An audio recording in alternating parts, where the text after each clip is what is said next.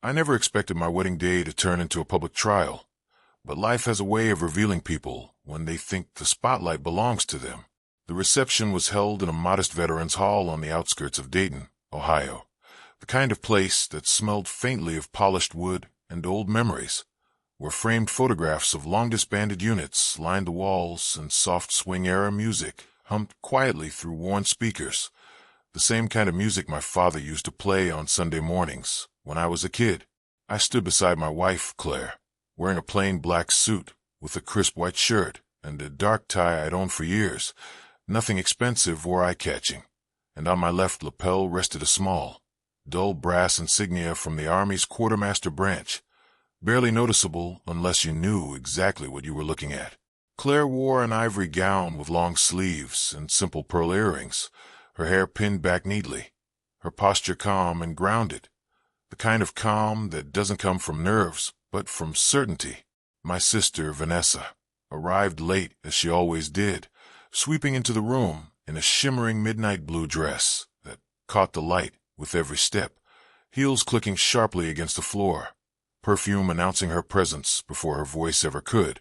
her husband trailing behind her looking already exhausted by the performance. I invited her because she was family, even though experience should have taught me that sharing blood doesn't always mean sharing respect. My name is Andrew Cole, retired Chief Warrant Officer from the United States Army,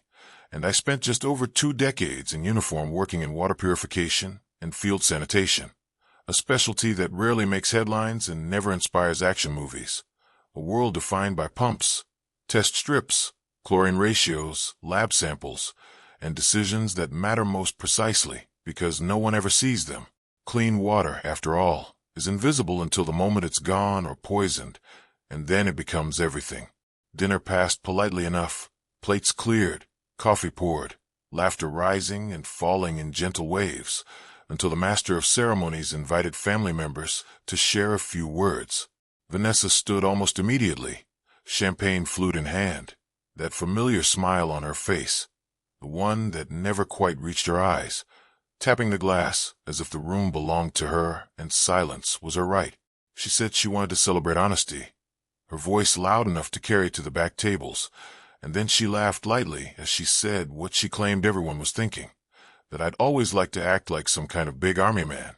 even though I was never really out there doing anything real, just handling what she called plumbing, paperwork, tests, standing near the action while other people did the hard work. A few uncomfortable chuckles drifted through the room before dying quickly,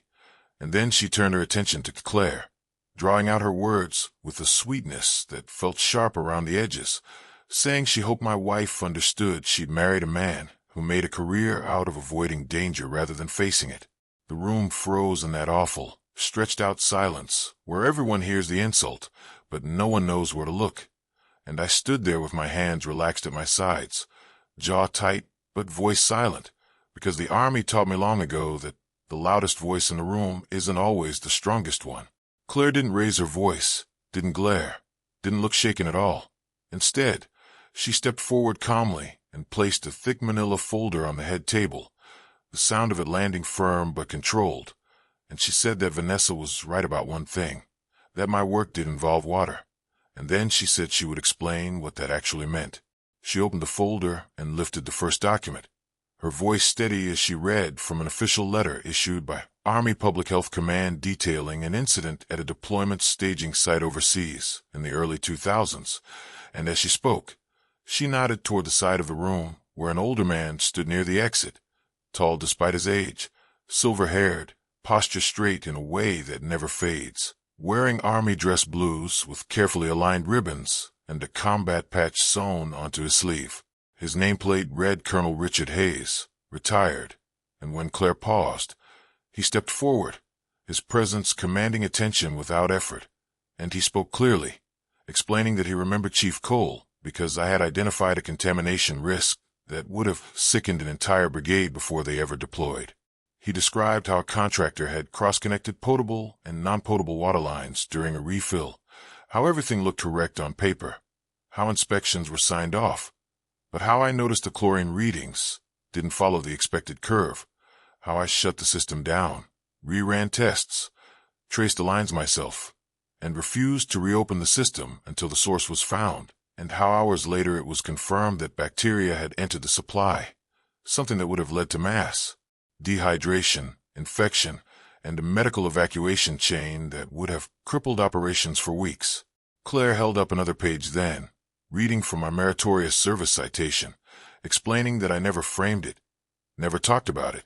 never used it to impress anyone, because I believed the work should speak for itself. Vanessa's smile disappeared completely,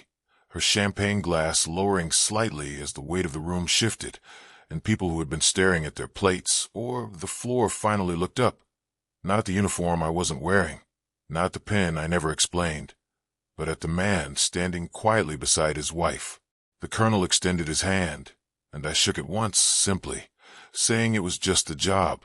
and he nodded back, replying that it had been done well. The rest of the night unfolded differently than it began, conversations quieter, more thoughtful, strangers offering congratulations that sounded less like celebration and more like respect. And as the music played on and the light softened, I realized something important had happened without any shouting or retaliation. My wife didn't turn me into a hero that night. She didn't exaggerate or dramatize my service. She simply told the truth when someone tried to reduce my life's work to a punchline, and in doing so, she reminded everyone in that room of something the Army teaches, without ever writing down, that not all service is loud, not all sacrifice is visible, and that sometimes the most important work in the world is done quietly, by people who never ask to be applauded, but who keep others alive simply by doing their job right.